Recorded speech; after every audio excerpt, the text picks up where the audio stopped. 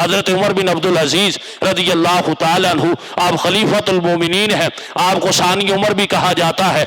आला दर्जे का निज़ाम हुकूमत आपने कायम किया। एक मरतबा आपसे मिलने के लिए एक डेलीगेशन आया, एक वफद आया। जब वो आपके पास आके बैठे तो क्या हुआ कि दिया बुझ गया या बुझने के करीब था।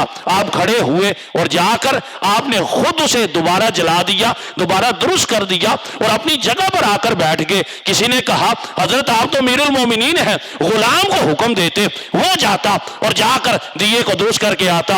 आपने आगे से कितना प्यारा जवाब दिया, फरमाया जब मैं उठा था उस वक्त भी उमर बिन अब्दुल अजीज था, खलीफा वक्त था।